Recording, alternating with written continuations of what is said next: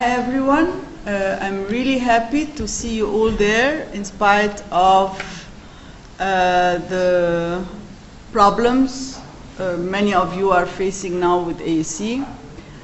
Today, as you know, our discussion, and which is very timely, and you are lucky to have this room to have you there, is going to be on the elections after the elections and what now.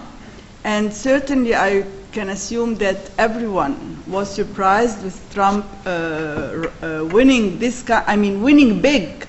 He not only won, but he won big, except for you, for AUC students, who in fact voted for Trump one day before the American people did. So you were the ones also to elect Trump, so he should be grateful to you in the first place, that you set the tone. At this mock elections, I don't know whether some of you were there. It was organized by the Cairo Review, and it was quite amusing to see students really going in mass, to elect Trump for president of the US. Today we have two very prominent speakers. On my left we have Professor James Sunday, who is from Political Science, and I have certainly to thank him and appreciate very much his presence, but I also have to thank your dean, Nate Bowditch, who in fact suggested and who proposed James to be part of this event. On my right is Professor Ali Erfan, who has followed the same career I did. I am a little older than he is, so he was also an ambassador, and then 10 years as chef de cabinet of 5 years as chef de cabinet for Ambassador Nabil Arabi, the President of the Secretary General of the League of Arab Nations. We are going to. I wouldn't like them to prolong their talk, because I would want very much to have this as a debate, as a discussion, and we will be asking you, in fact, why did you vote for Trump? Why the majority of the students at AUC? Why do you why really did you vote for Trump? So this is a major question, which maybe after their interventions, we'll get to that. Who would like to start? Would you? Okay. James will start with 10 minutes, maximum 15 minutes. Is it okay, James? He will talk about, he will tell us about what he's going to talk to. Thank you. Thank you very much. So first of all, welcome. Good afternoon, everyone. I'm pleased to see that we have a strong turnout, despite the turnout in the plaza there. So first of all, I'd like to welcome everyone here, but also to thank the Center for American Studies and Research, as well as everyone else involved in putting on this event. This very timely event, as it were. First of all, I'd like to just offer some initial thoughts and analysis about the election. As we still have exit polls and a lot of numbers still coming in, sometimes it can be difficult for us to try to make sense of what came across as quite a shock or quite a departure from the majority of the polls leading in. Just to place that in some context, Nate Silver, who's a pollster in the US who now works with the New York Times, actually had with his team an 84% likelihood of a Clinton victory up to the day before the election. And so to have such a probability in place and then see a departure from that in the outcome is of something that of course warrants a bit of context.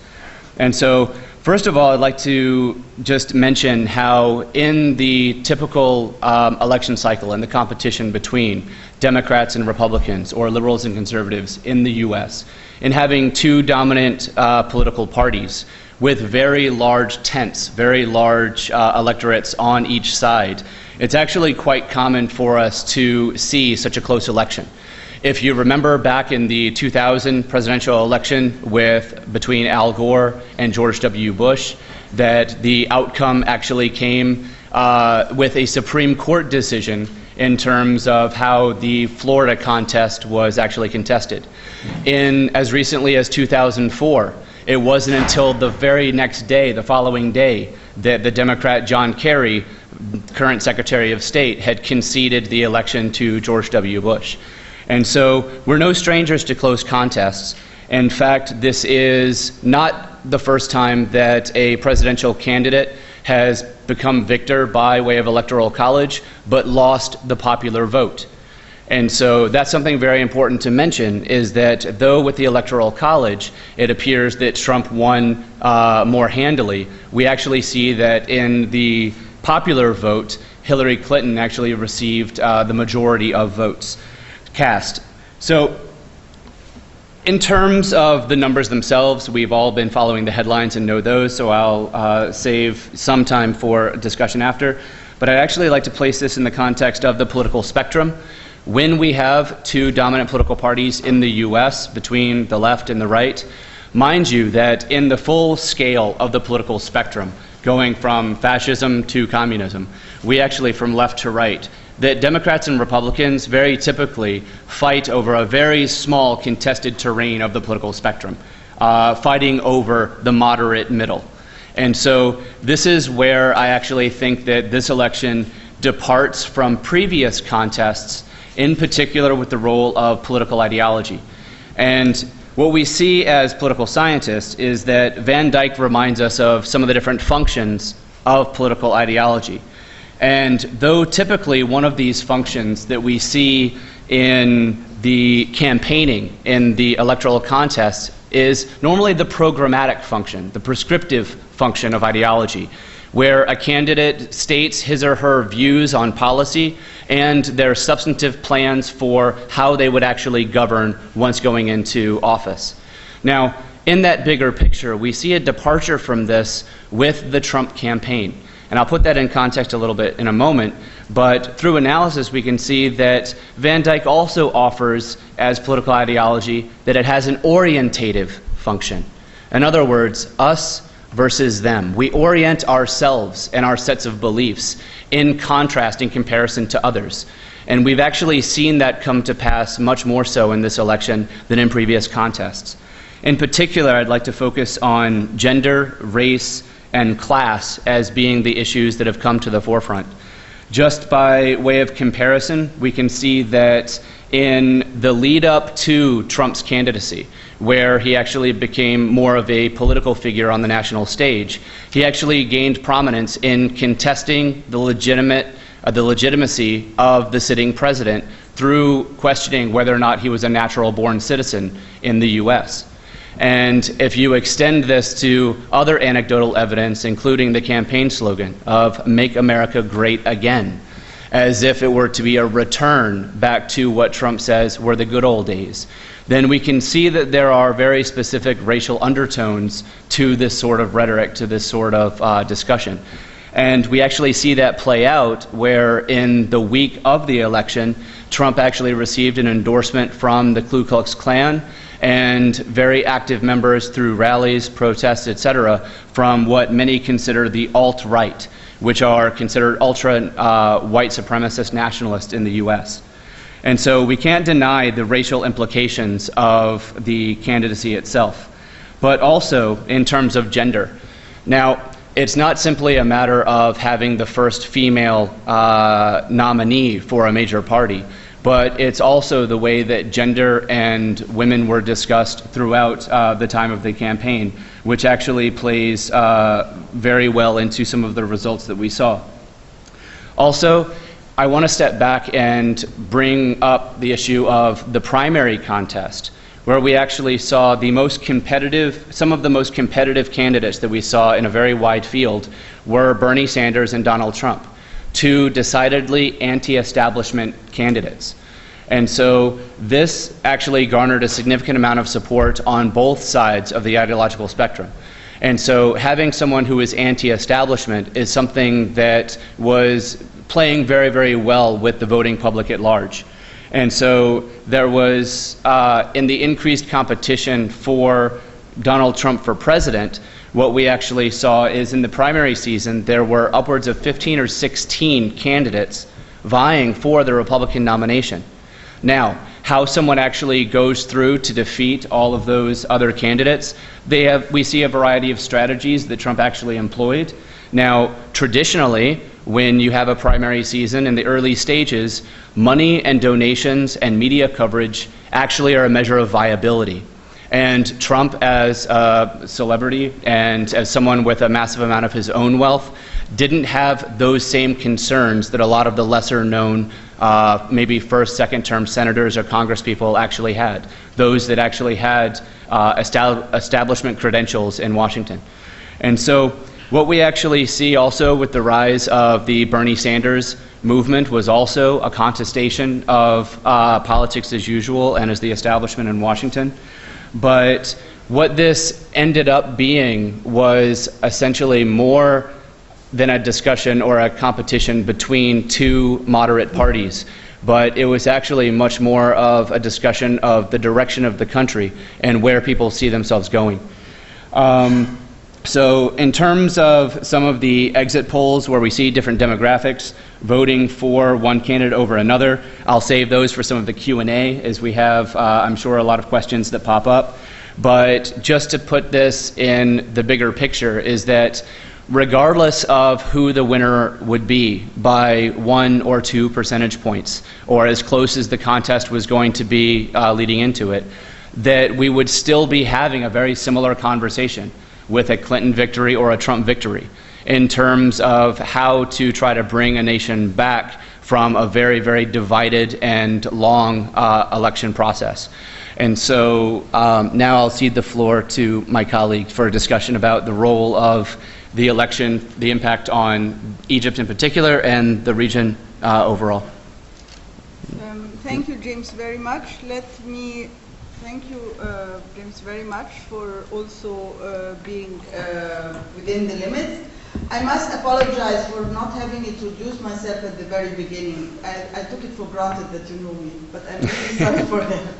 My name is Magda Shahin, and I am the director of Prince Al Walid Center for American Studies and Research, called CASAR.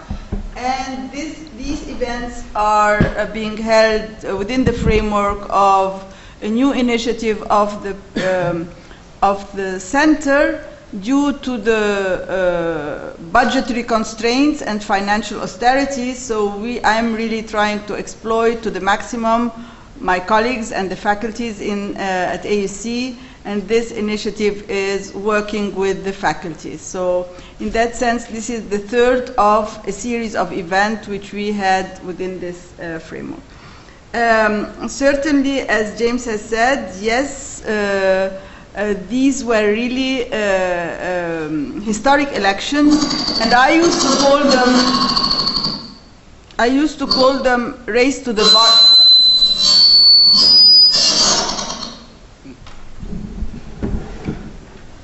To me, they were sort of elections race to the bottom, but this changed 180 degrees with the closing remarks of both, in fact, yesterday, Clinton and Trump themselves trying to mend the deep divisiveness in the American society and really trying to reach out to each other. And with this, I will give the floor to my colleague, Ambassador Ali Erfan, for his intervention. Thank you, Dr. Shahin. Just a couple of caveats before I start. Firstly, yes, of course, I proudly come from a foreign ministry background, but I'm here as a professor of practice, not as a policy maker or a practitioner. Secondly, this format, it's a bit risky to discuss such a complex issue in this format. It's too short a time to address such an important issue in less than a minute. So things are bound to be misunderstood and arguments are not allowed to unfold properly. So if any of you have any qualms or any further questions about anything I could have said, please reach out to me afterwards and I can explain it a bit further. I will address the aspect of how the world reacted to the results of the election. It's not a secret that I was reading the New Yorker this morning, and there's an article in it, David Remnick. I think he used the words revulsion and profound anxiety as a reaction to what happened. And of course there is an obvious concern among many people, now what? And I think that this concern has two levels. It's all based on the statements that the candidate made in the last year and a half. And there are two levels, one which James touched on, the language that President-elect Trump used, racism, some language of bigotry, or Islamophobia. And the question that some have, especially among Americans, is why did so many Americans vote for someone who used this language? Does it indicate that they agree with this language? Or does it indicate that they were willing to turn a blind eye to this kind of language and still vote for him despite the language he used?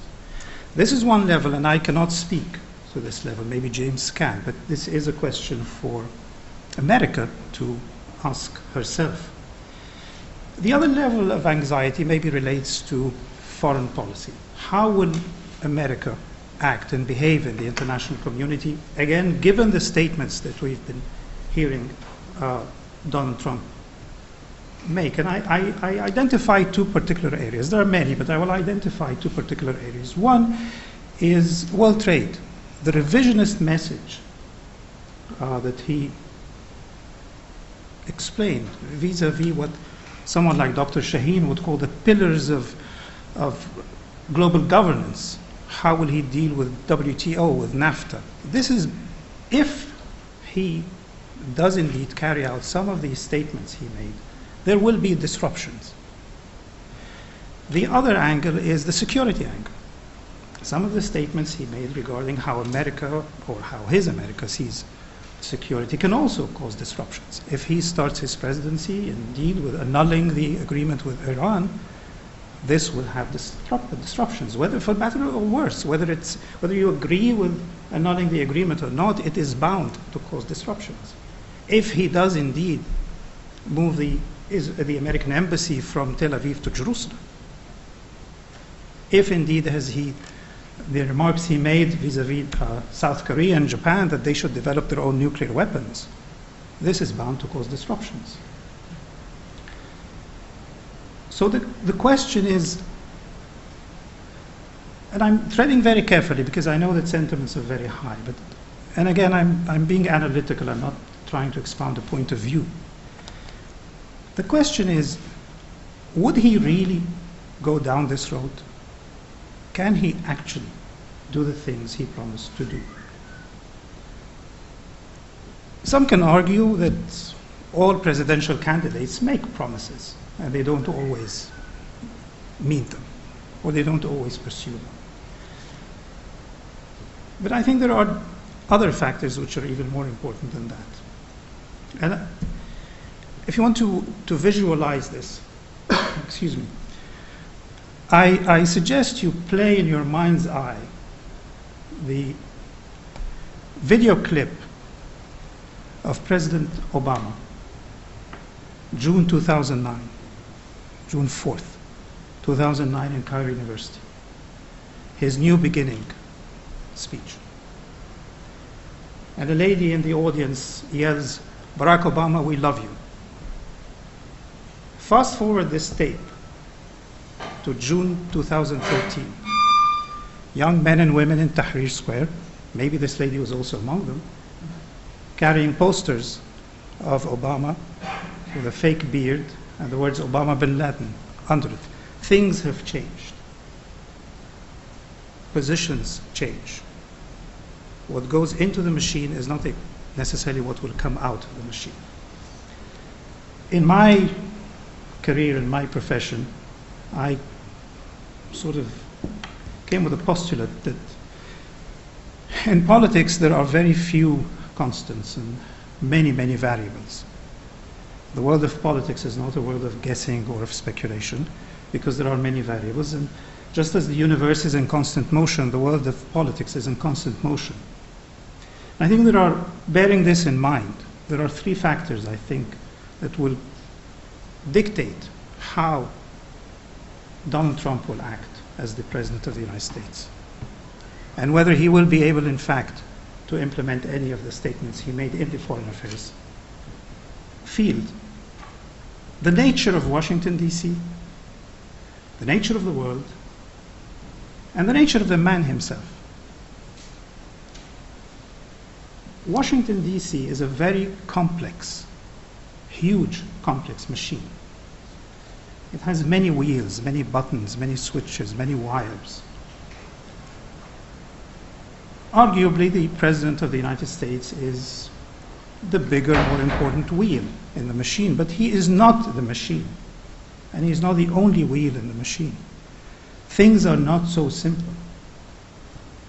You have to negotiate Washington, D.C. You have to negotiate the state apparatus, and the state apparatus in the United States is just as deep as any other place. He has to negotiate Pentagon, CIA, State Department.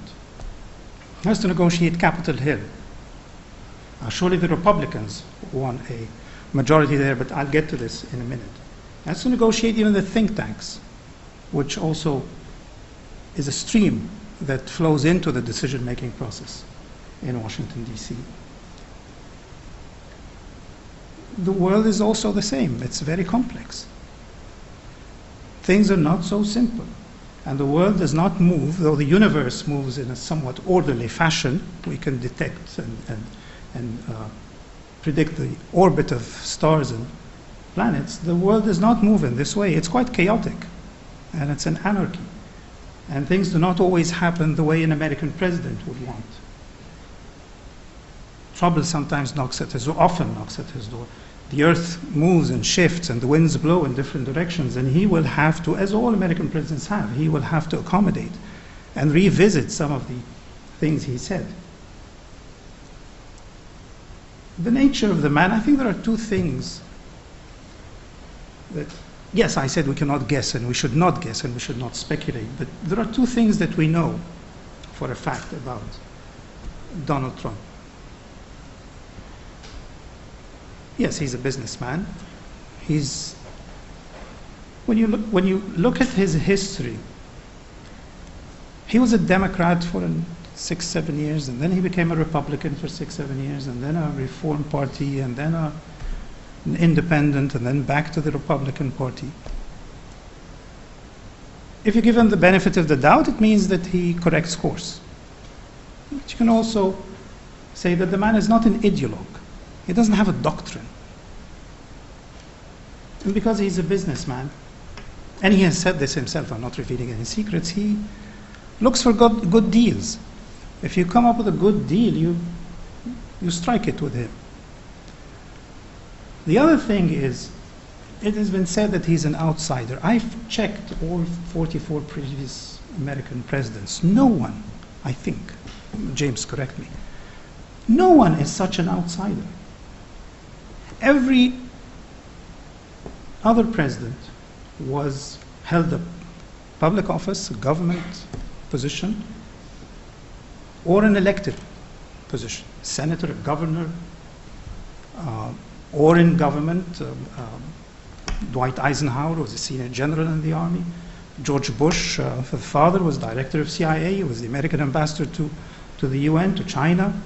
Everybody had something to do with Washington, went through Washington as a politician or as a senior official. Donald Trump has nothing of this. He does not know Washington in this capacity. Of course, he knows Washington, but not in the capacity of a politician or of a government, someone holding a public office. And I think I would argue that Washington, as other capitals of the same, are sort of a private club. They know each other. There's a working relationship among senators and among congressmen. Again, James, correct me if I'm wrong. There's a working relationship between senators and people in the State Department or in the Pentagon, or even in the think tanks. Most of the think tankers worked one day as a staff for this or that congressman or congresswoman, or as an assistant of this or that secretary. There's a working relationship. So even when a president is elected from a different party, he or she knows the other side, worked across the aisle, they know each other. Donald Trump never worked with them in this capacity. He doesn't have a history of a modus operandi with Washington.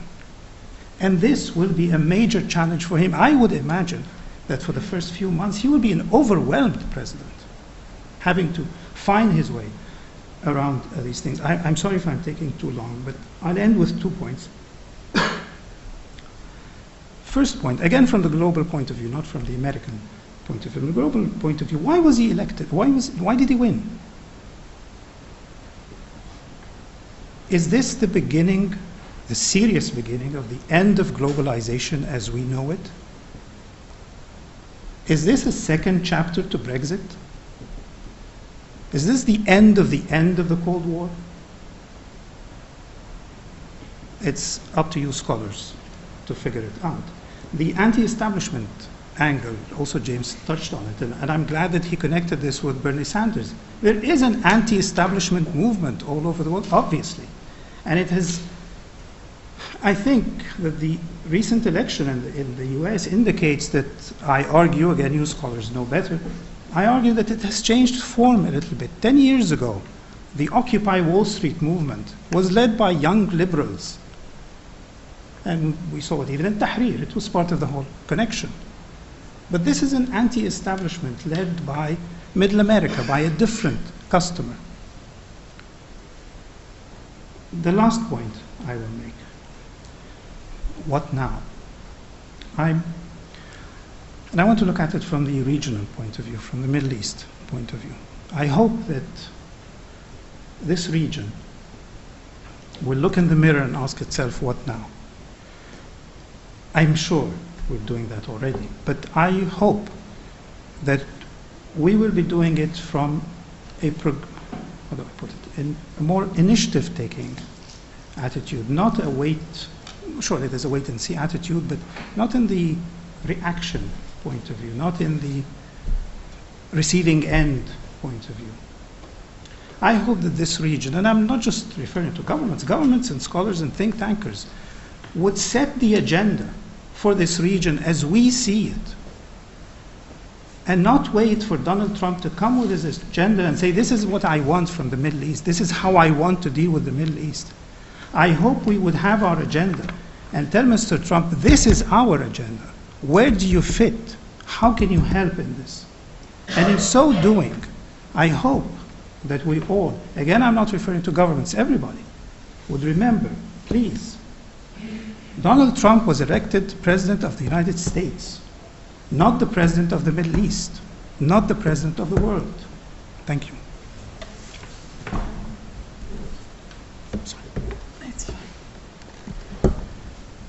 Thank you, Ali. Thank you very much for this very interesting talk. In fact, I always love to listen to you and your arguments, and it's always very intriguing to all this information you bring up. Okay, Ambassador Ali has told us why he believes that Trump has won. I mean, a beginning of the end of globalization, the end of the Cold War, maybe with a rapprochement with Russia, they can come up with some kind of deals. He said that. No, I said the end of the Cold War. The end of the Trump anyway will not sign anything except the best deal for the US to make it great again, the continuation of Brexit. And so maybe first we'll ask you the question. Those who have who have voted for Trump in the mock election one day before even the American people, as I said at the beginning, are there anyone among those who have voted the day before yesterday? Ask a question. Yes, go ahead. I'm sorry, was this, I'm not aware, was this mock election who would you vote for, or you're voting for who do you think will win? Whom do you vote for? Whom? Whom do you, I mean, whether Trump or Clinton? No, it wasn't a bet on who's going to win. Okay, fine. So if no one wants to say why he voted for Trump, so let's open the floor for questions. And you have two excellent talks, and you have your own ideas. What can we expect from Trump? And you tell us whether you're happy with Trump or you would have loved to have Clinton instead. Go ahead. Yeah, my name is Sam. I am a graduate student in the Middle East Studies. My question is, what is the impact of Trump's foreign policy in this region? I think the main principle of Donald Trump is the isolation, new isolation, or Pax Americana, First America. So do you think this principle will influence in the region, especially for example,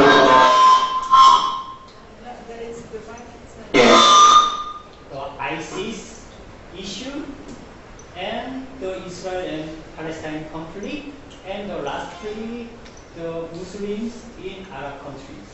So my question is about these three issues. How the Trump's policy will impact these three issues? Thank you. And then we'll take a few questions together, but this seems very deep and difficult. Now, in terms of Trump's foreign policy, something that we have to actually bring up is that as an anti-establishment candidate, someone who comes from outside Washington and doesn't have his or her own record in terms of voting for whatever policies that are in place, there are some questions that come out of this. In particular, in terms of how the relationship with individual countries, with regions, etc., these are, of course, are of some concern. But what I would say is that because of the political institutions that exist in the U.S., it actually is quite difficult for a single person to make any unilateral changes because of the entire institution of the State Department, the long-lasting bilateral and multilateral treaties that the U.S. has with others, that it's very difficult to change that. That isn't to say that the rhetoric will not change, but at the end of the day, as you see worldwide, not too many foreign leaders are as concerned about rhetoric as they are action. And so in terms of what substantive changes might take place, I would say that it's quite limited in that sense. And also because a lot of the majority of foreign policy decisions that are handled through the legislature in the U.S. Are actually handled through the U.S. Senate. And if you see from the results, the Republicans, Donald Trump's party, actually only received a 51 Senate majority, which is not enough to block filibusters to be able to push things through unilaterally without contestation from the opposition. So generally speaking, I think that the tone and the rhetoric would definitely change as it has changed in the political landscape in the U.S. in the last couple of years. However, substantively, that's left to be decided because also in terms of the substance of individual and particular policies, Trump was decidedly less open in terms of the substance of those policies anyway. I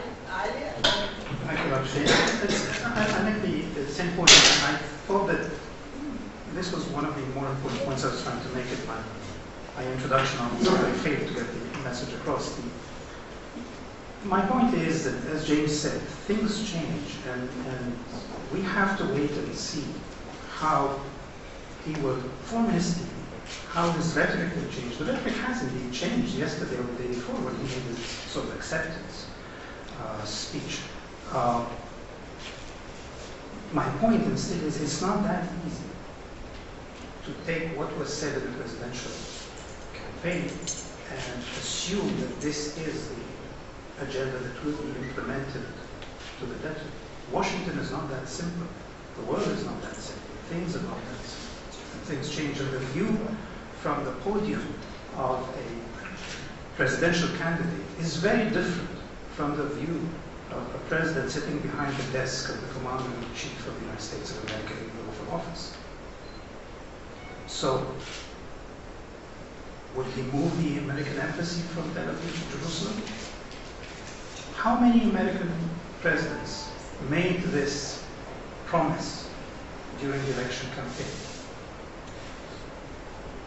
Look at it from a different way. Did President Obama succeed in closing down Guantanamo since 2007? Things are not that easy. Things are not that simple. It doesn't mean we shouldn't look at different scenarios and be prepared. This is not what I'm saying. But I'm cautioning against taking something that was said in a certain context and assume that it will be implemented in a different context, given the complexity of Washington, complexity of the world, complexity of these conflicts and crises. He also made a point regarding Muslims and, of course, other ethnicities in the United States. The fact is that either Trump or Clinton had won, would be president of an extremely obviously divided country that needs to come together. And I think he made this point in his acceptance, which President Obama made this point, and President Clinton made her point. No one can lead an extremely divided country. I think he's going to try and build bridges.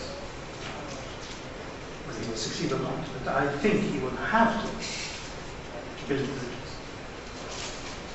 I caution you, this is not a guessing game. We have to be very careful. Thank you very much. These are two very rational and cautious views. Let me play here the devil's advocate. I would say that the White House, at the end of the day, does have some influence, can manipulate, can play around, and in this respect, and can make some changes. And we have seen Obama, how he manipulated on several occasions highly politically sensitive issues. In this regard, I expect that we will, the new administration will distance itself more from the muddling through, which we call this of Obama's policy in the Middle East. It will play a more, I don't want to also to exaggerate a more substantive, to make a more substantive change, but it will certainly play a different policy and be more involved. I mean, Obama was on the verge of exiting from the region. I believe here Trump, with all, he is interested in doing away with terrorism, fighting terrorism. How he will do it, I mean, it's still open, because he said, this is my secret, I will not divulge it for to the enemy. So we don't know how he's going, but he was very clear on this. So my point is that we will have a different policy, a different in the region, and I believe, and as Ali also said in his first intervention, that it is up to us also to write our agenda. And in this respect, while Trump is so keen on fighting ISIS, on fighting the Islamic State, we have an agenda on this. And this is what we will, Egypt will have to play a more aggressive role and try to also build bridges with the US, how we can cooperate in fighting this terrorism in the region. But this is again only a personal view. It's certainly they are the experts here at the table, so I am only trying to play here the devil's advocate. Okay. Yes, we try to give him the mic as well, so that we can get it in the... Okay. So thank you for the talk. I have two questions. The first one, this morning, two news went viral on the social media. There was a photo of Donald Trump holding a LGBTQ flag, I don't know if this is an authentic photo or not, but it went viral. And another thing which I'm more sure and certain of is that he changed some statements on his website.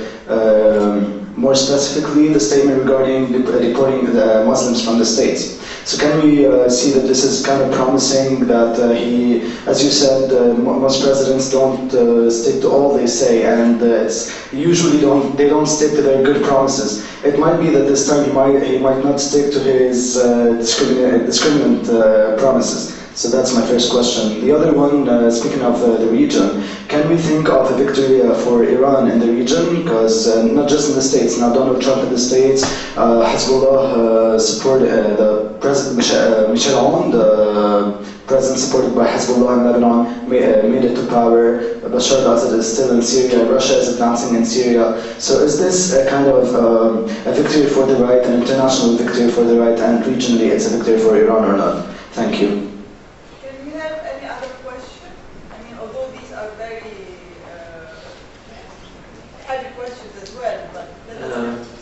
The questions for Ambassador Erfan.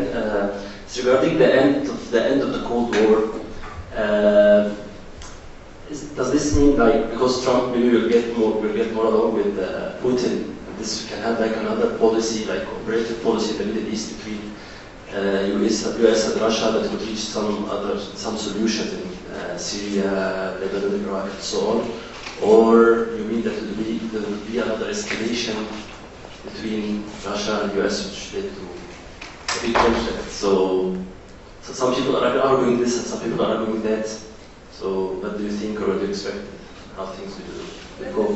Take here a final question for the first round. See if there is another round of questions. Hi. I would just like to ask about how the United States government now has a complete Republican dominance in regards of the House of Representatives, the U.S. Senate, and the Supreme Court. And now you have Donald Trump, who is supposedly a Republican electee. But how would that dominance, which was not present for over 40 years, and with the previous 2 terms of a Democratic president, would that affect the Arab region on how they play on foreign policy and also the U.S.-Russian relations?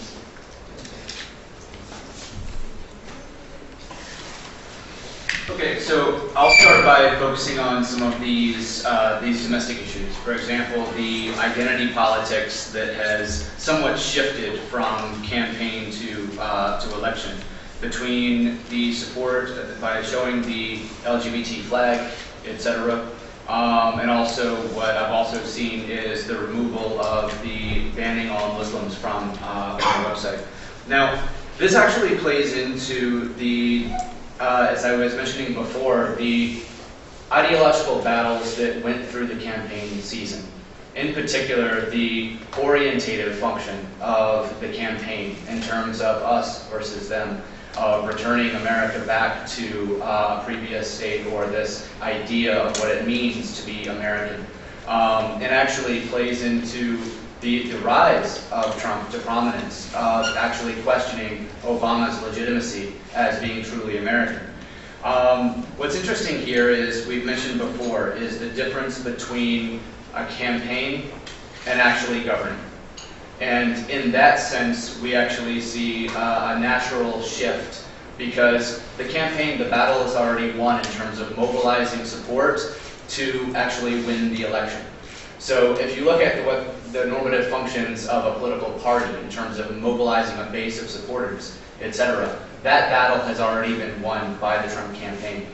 And to keep in mind as well that the Trump campaign is going to be not only consistently in campaign mode in the lead up to 2020 and trying to run for re-election, but also that Trump is now the de facto leader of the Republican Party in the lead up to midterm elections in just 2 years. And so to be able to maintain such majorities, that he actually has to go from the campaign rhetoric to actually being able to work with substantive policies as well. Now, to shift back over to another comment on the domestic front in terms of the majorities that the Republicans have in the House and the Senate, it's also worthy of note that for the Supreme Court, with the Republican bloc of the Obama administration's nominee to replace Samuel Alito, conservative justice on the Supreme Court, the Supreme Court actually has only 8 members right now. And so the likelihood of Republican majorities approving and pushing through a more conservative justice, yes. So that means that you would have all 3 branches that are dominated by a single party. However, if you look at typical electoral cycles, okay, where it was going to be in the Republicans' favor to actually win an election after 2 terms of one party in power. And actually, following those times, if you look historically, the following midterm elections, we say midterm because it's between the time of the presidential term, so 2 years from now, when Congress and 1/3 of the Senate go up for election, you will actually typically see a corrective, where you actually have the other party either come into power or to have a more substantial majority, a more substantial plurality. And so I should say, though, that simply because these different branches are dominated by a single party, that doesn't necessarily mean that all policies and all agendas can be pushed through. For example, Obama, after 8 years of the conservative George W. Bush in the White House, Obama maintained similar majorities in the House and Senate and was unable to stick to his campaign promise to close Guantanamo Bay, to be able to stick to some of these more liberal positions because of the opposition that was in power. And so I also, just to step back, I don't want to focus solely on the institutions of government and the different branches and the politicians themselves. As we've seen with popular mobilization over the last couple of days, we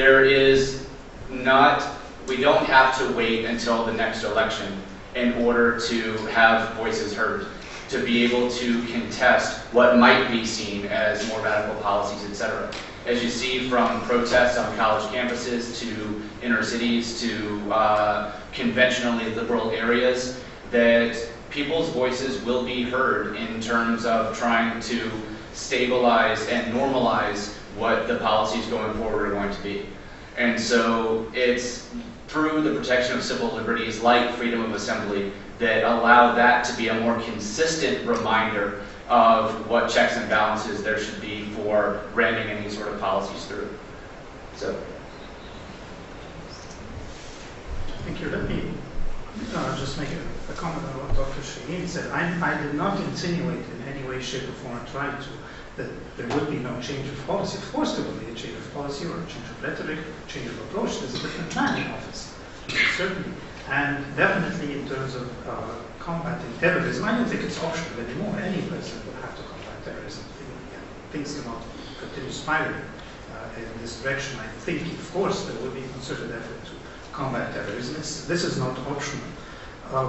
I was simply trying to highlight how a presidential candidate becomes, as James said, becomes a president in office.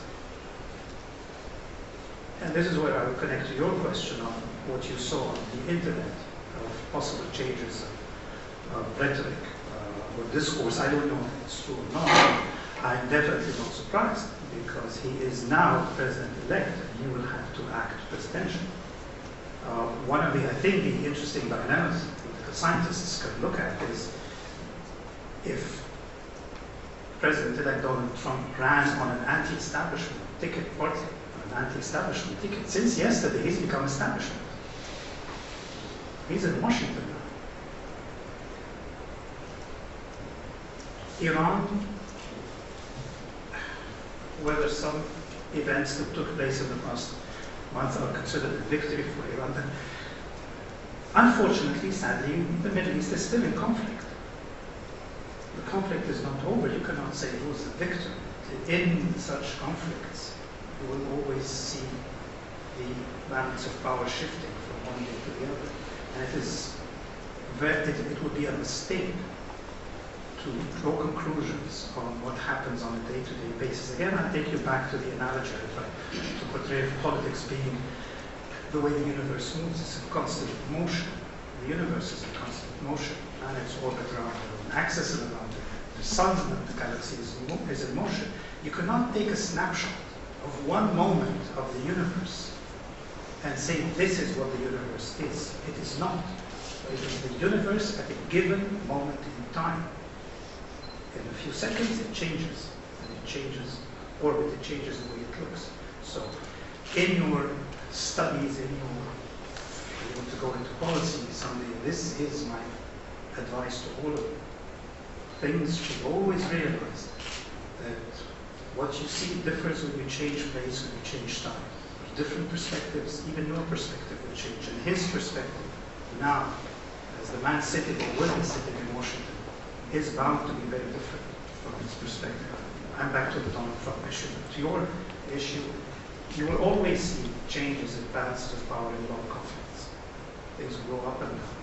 There is no victor at the moment. Sadly, there are only victims in Syria. What did I mean by the end of the Cold War?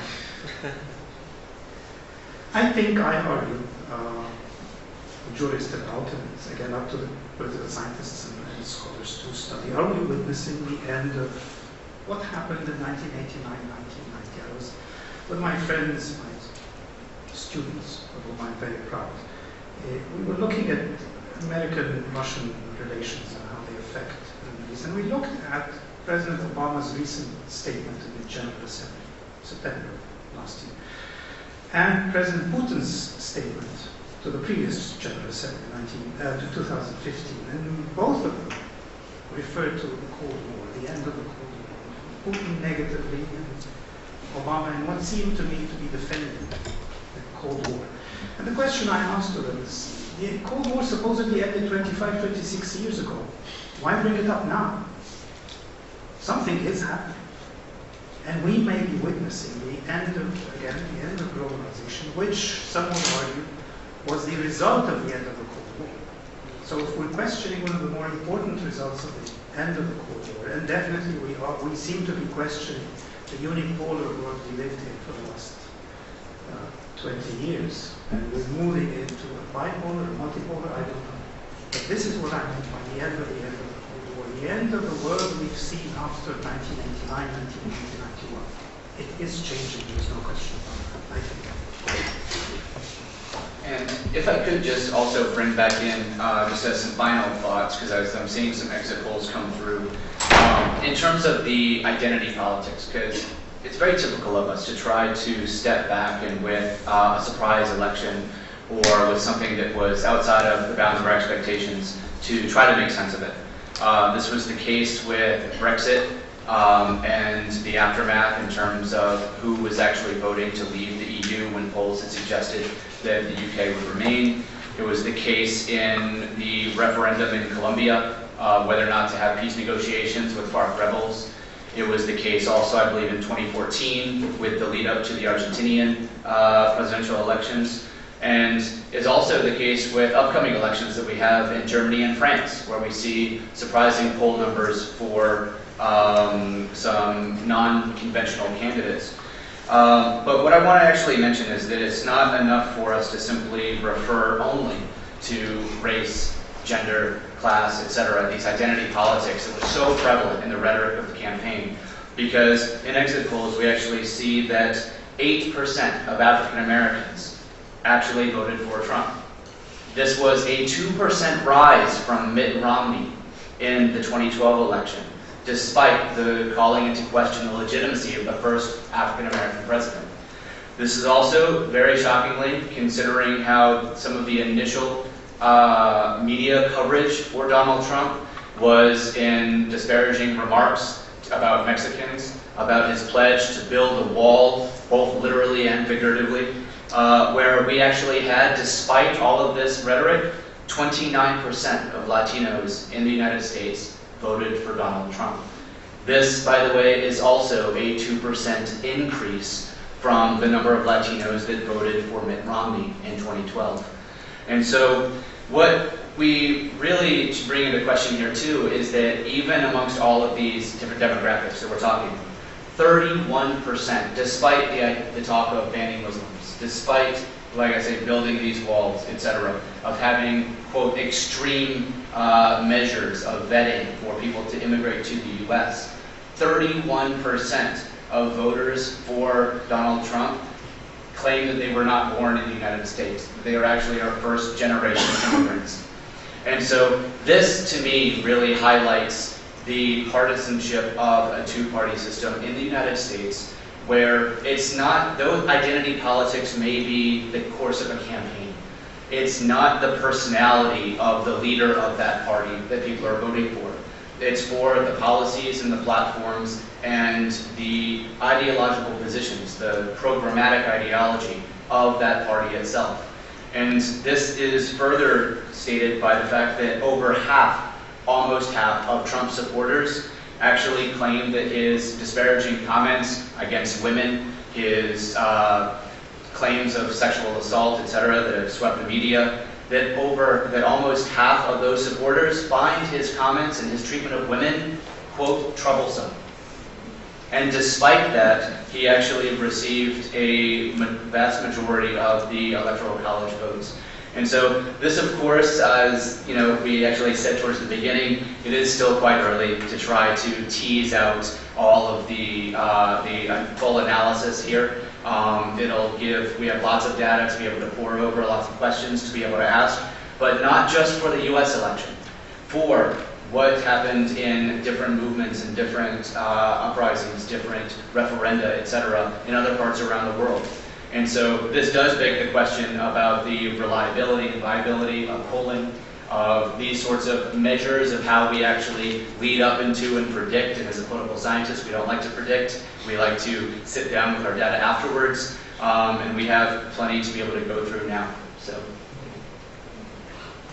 Thank you, James. Yes, certainly. Women voted in numbers for Trump as well, in spite of everything. I'm afraid we have no time for another round of questions. I would like very much to thank all of you and to thank the two panelists or the two discussants for a really very successful event and session within the framework of working with the faculty. Thank you very much.